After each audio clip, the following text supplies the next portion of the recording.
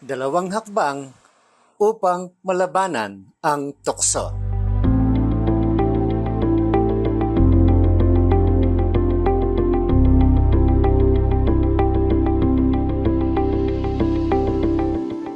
Kamusta po kayo? Pastor Arnold po. Kung gusto mong magtagumpay na malabanan ang tukso, kailangan mong angkinin ang mga pangako ng Diyos na makikita sa kanyang salita tungkol dito.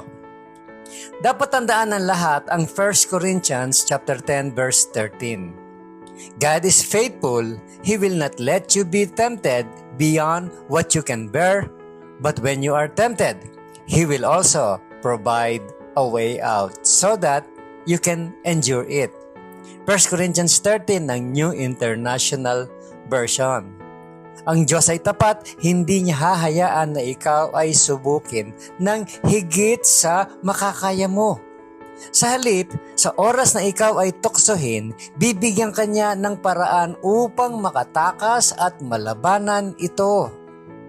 Maraming nagsasabi sa akin, hindi ko mapigilan ang sarili ko. Imposibleng labanan.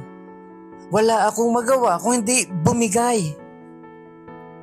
Pero kapag sinasabi mo yan, parang mo na ring tinatawag na sinungaling ang Diyos. Sinabi niya na laging may paraan para makaalis sa tukso. Maaring mahirap at malupit ito. Baka nga nakakahiya pa. Pero laging may paraan makatakas. Tinitiyak ng Diyos yon at iyan ang kanyang pangako. Naniniwala ka ba sa pangako niya? Palaging tinutukso ni Satanas ang iyong isipan.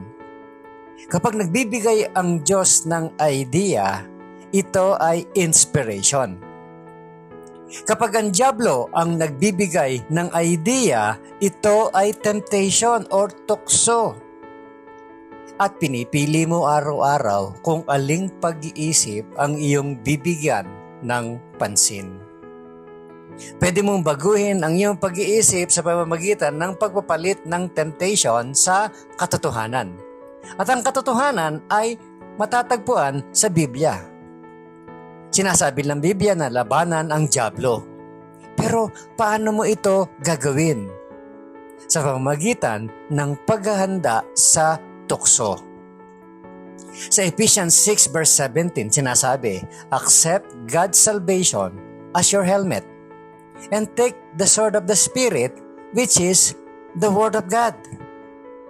May dalawang bagay na kailangan mong gawin para malabanan ang tukso. Ang unang hakbang, accept God's salvation. Tanggapin ang kaligtasan mula sa Diyos bilang helmet. Ano ang ginagawa ng helmet? Pinoprotektahan nito ang iyong ulo at isipan. At doon nagaganap ang labanan. Bago mo masabing hindi or no kay Satan, kailangan mo munang matutong magsabi ng oo kay Hesukristo. Ang kapangyarihan niya ay darating sa iyo sa pamamagitan ng kaligtasan.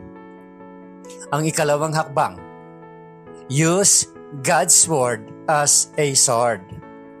Gamitin ang salita ng Diyos bilang espada. Ang katotohanan ang lunas sa tukso. Maari mong ilagay ang iyong Biblia sa mesa sa bahay ninyo, pero kapag wala ito sa iyo at ikaw ay tinutokso, ano ang magagawa nito?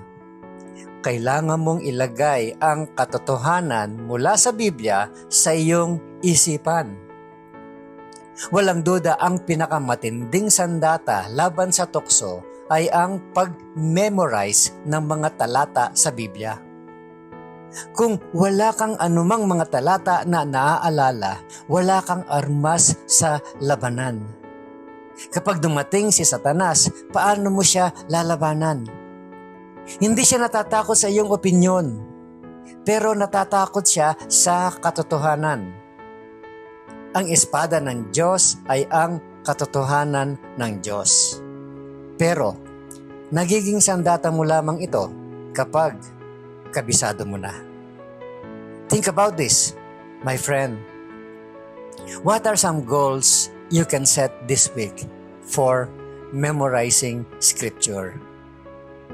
Ano ang ilang mga mithiin na maitatakda ninyo sa linggong ito para sa pag-memorize ng banal na kasulatan? Pangalawa, think about this, my friend. What are some memorization strategies you use in school nung ikaw ay nag-aaral pa? And how can you apply them to Scripture memorization? Ano ang ilang memorization strategies na ginagamit mo sa paaralan? Nung ikaw ay nag-aaral pa, paano ninyo maia-apply ang mga ito sa pagsasaulo ng banal na kasulatan? At ang panghuli, think about this. Who can be your accountability partner as you memorize Scripture? And why is it important to have someone like this? Sino ang maaring maging katuwang mo sa pag-memorize ng mga talata? At bakit mahalaga na may kasama kang katulad nito? Ito po si Pastor Arnold Adriano. At ang encouragement na ito ay hatid sa inyo ng Malabon Community Church. Have a great day, my friend. At huwag mong kakalimutan kung sino ang gumawa ng araw na ito.